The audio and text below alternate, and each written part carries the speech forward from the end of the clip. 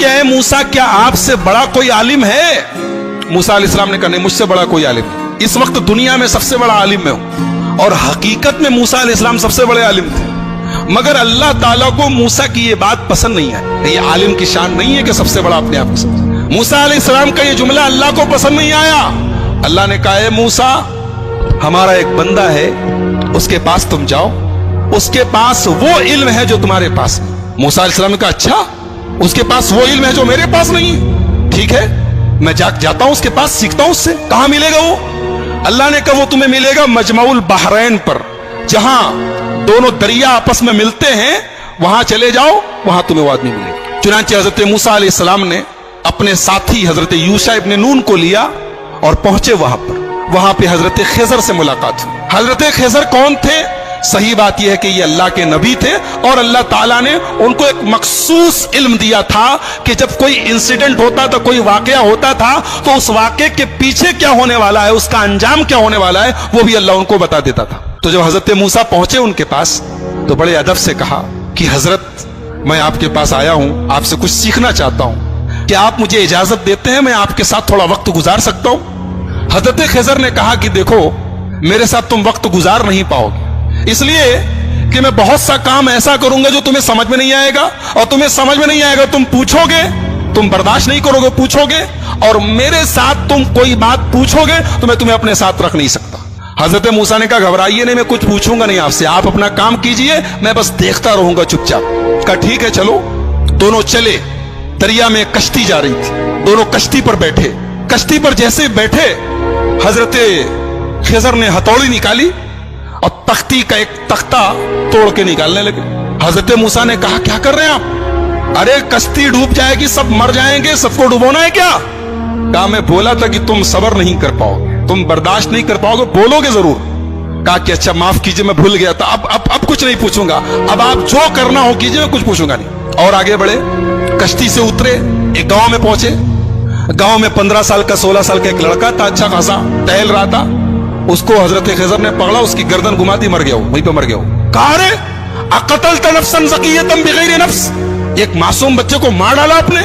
قال الم اقل لك انك لن تستطيع معي صبرا، کہا کہ میں جانتا تو تم صبر نہیں کر پاؤ گے میرے ساتھ، تم برداشت نہیں کر پاؤ گے۔ کہا اچھا معاف کیجیے، اب آخری چانس دے دیجیے، اب اگر میں کچھ پوچھوں گا آپ مجھے چھوڑ دیجیے، آپ اپنے راستے میں اپنے راستے۔ کہا ٹھیک ہے۔ آگے پہنچے، ایک گاؤں میں گئے، ایک بستی میں گئے، دونوں بھوکے پیاسے تھے۔ جب بستی میں پہنچے تو وہ بستی جو تھی وہ کنجوسوں کی، بخیلوں کی بستی تھی۔ یہ دونوں پہنچے، بولے ہمیں بھوک لگی ہے، کچھ کھانے کو ملے گا کیا؟ تو بستی والوں نے کہا کہ تمہارے باپ کا مال ہے کہ چلے آئے اور ہم تم لوگوں کو کھانے پینے کو دیں گے، چلو جاؤ یہاں سے۔ بھگا دیا ان لوگوں نے۔ یعنی ایک نمبر کے بخیل اور کنجوس تھے، دونوں کو ایک آدمی کھانا کھلانے کو تیار نہیں۔ دونوں بیچارے بھوکے پیاسے تھکے ہارے گاؤں کے ایک مکان کی دیوار کے پاس بیٹھے تھے۔ اچانک دیوار گرنے لگی، حضرت خضر کھڑے ہوئے اور اللہ نے ان کو ایک مخصوص طاقت دی تھی، دیوار گر رہی تھی، انہوں نے کھڑے ہو کے دیوار کو سیدھا کر دیا۔ حالانکہ وہ اکیلے ایک آدمی کے بس کی چیز نہیں تھی، لیکن اللہ نے ان کو پاور دیا تھا، انہوں نے کھڑے ہو کے دیوار ٹھیک کر دی۔ موسیٰ علیہ السلام جلالی پیغمبر تھے، پہلے ہی غصے میں تھے، ان لوگوں نے کھانا اور پانی تک نہیں پوچھا تھا، مہمان نوازی نہیں کی تھی۔ کہا کہ آپ بڑے خیر خواہ بنتے ہیں، بڑے دریا دل بنتے ہیں، ان لوگوں نے پانی تک نہیں پوچھا اور آپ چلے، ان کی دیوار گر رہی تھی، آپ کو ٹھیک کرنے کی کیا ضرورت تھی؟ آپ پہلے پیسہ لے لیتے، کچھ معاوضہ طے کر لیتے۔ قال ھذا فراق بینی و بینک، کہا کہ اے موسیٰ اب یہاں سے آپ اپنے راستے میں اپنے راستے۔ آپ نے کہا تو میں بولوں گا نہیں اور آپ ہر جگہ بول دیے۔ اب میں بتاتا ہوں کہ وہ تینوں کام میں نے کیوں کیا تھا۔ ہم لوگ جس کشتی میں جا رہے تھے وہ کشتی کچھ غریبوں کی کشتی تھی، کچھ غریب لوگ تھے، وہ بیچارے کشتی پر چلاتے تھے، وہی ان کی انکم کا ذریعہ تھی۔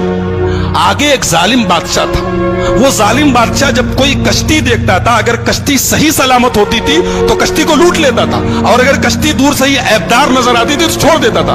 میں نے تختہ نکال دیا تاکہ وہ ظالم بادشاہ کشتی کو لوٹے نہ، اور جو لڑکا تھا جس کو میں نے گردن پکڑ کے مار دیا تھا، اس لڑکے کے ماں باپ بہت نیک تھے، مومن تھے، ایمان والے تھے، اور وہ لڑکا آگے چل کے اپنے باپ کا نافرمان، اپنی ماں کا نافرمان اور کافر ہونے والا تھا۔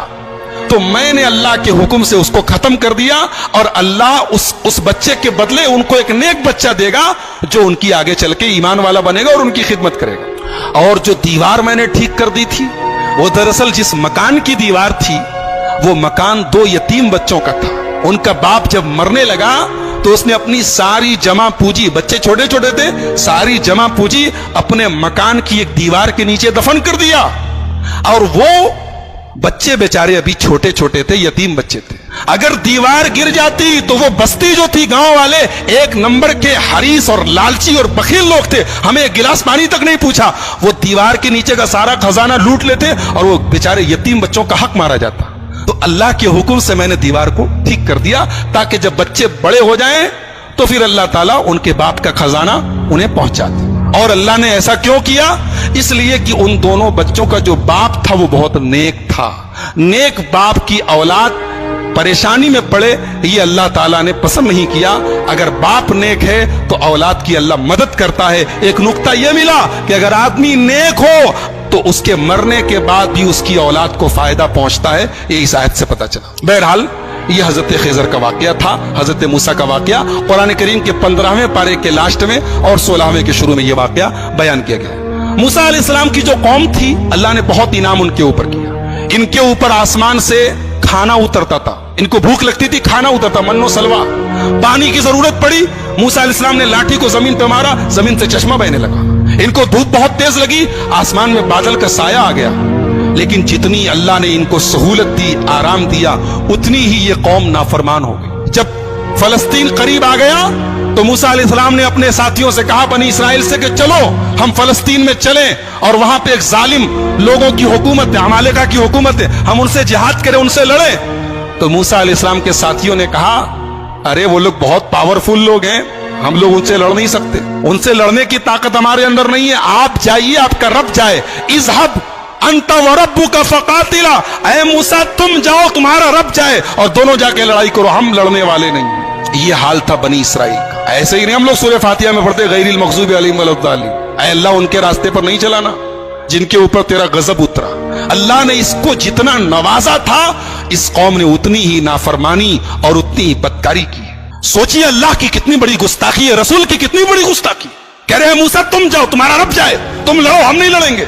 और दूसरी तरफ हमारे प्यारे नबी जनाब मोहम्मद रसूलुल्लाह सल्लल्लाहु अलैहि वसल्लम जब ग़ज़वा बद्र के मौके पर अपने सहाबा से मशवरा करते हैं, अपने सहाबा से मशवरा करते हैं और अपने अंसारी सहाबा से पूछते हैं कि तुम लोग क्या करोगे? तो अंसारी सहाबा कहते हैं, अल्लाह के नबी, हम कोई मूसा के साथी थोड़ी हैं जो कह दे कि आप जाइए, आप लड़िए, हम बैठे रहेंगे। आए अल्लाह के नबी, अगर आप समुंदर में उतरने कहेंगे, आपके सहाबा समुंदर में उतरने को तैयार है। इसीलिए हमारा ईमान है कि दुनिया में जितने नबी आए, जितने रसूल आए, सारे रसूलों में सबसे बेहतरीन सहाबा, सबसे बेहतरीन साथी अगर किसी को मिले तो हमारे प्यारे नबी मोहम्मद रसूलुल्लाह सल्लल्लाहु अलैहि वसल्लम को मिले। तो इन लोगों ने कहा कि मूसा आप जाइए, आपका रब लड़े, हम नहीं लड़े। अल्लाह ने सजा नाजिल की कि अब 40 साल तक तुम लोग फलस्तीन को फतह नहीं कर सकते, अब 40 साल तक इसी सहरा में तुम घूमते रहो, इसी में परेशान रहो। और उसी 40 साल के दौरान हजरत मूसा का इंतकाल हो गया। बाद में उनके जानशीन बने हजरत यूशा इब्ने नून और उनके दौर में फलस्तीन फतह हुआ और फलस्तीन पर फिर बनी इसराइल का कब्जा हुआ। तो ये चूंकि हजरत मूसा की जिंदगी के बाद का वाकया है, इसलिए वो हमारी गुफ्तगू का टॉपिक नहीं है। हजरत मूसा की जिंदगी में हमारे लिए बहुत सारी इबरत और नसीहत है। सबसे बड़ा सबक ये है, जिसको अल्लाह रखे उसको कौन चखे, जिसको अल्लाह रखे उसको कौन चखे। मूसा अलैहिस्सलाम पानी में उनकी मां डाल देती है, लेकिन अल्लाह ने कैसे बचाया है। और फिरौन जो उनका दुश्मन था, उसके दरबार में अल्लाह ने उनको उनकी परवरिश करवाई है। और फिर अल्लाह ने उस मौके पर जब मूसा की पूरी कौम, मूसा अलैहिस्सलाम की पूरी कौम कहती है कि हम पकड़ लिए जाएंगे, गिरफ्तार हो जाएंगे, लेकिन हजरत मूसा ने अल्लाह की जात पर ऐसा भरोसा और यकीन रखा कि अल्लाह ने उनके भरोसे की लाज रखी और समुंदर के अंदर, दरिया के अंदर रास्ता बना दिया। तो मेरे भाइयों, बहुत सारे सबक हैं, बहुत सारी इबरतें हैं, नसीहतें हैं। आइए हम अल्लाह से दुआ करें, अल्लाह ताला इस जलीलुल क़द्र पैगंबर की सीरत को हम सबको समझने की और इससे जो इबरतें, नसीहतें हासिल हो रही हैं, उन्हें अपनाने की तौफीक अता फरमाए। रब्बुल आलमीन हमें नबियों के वाक़यात को पढ़ने और सुनने की तौफीक अता फरमाए। रब्बुल आलमीन हमारी इस्लाह फरमाए। रब्बुल आलमीन आज के हमारे जमा होने को कबूल फरमाए। कहने और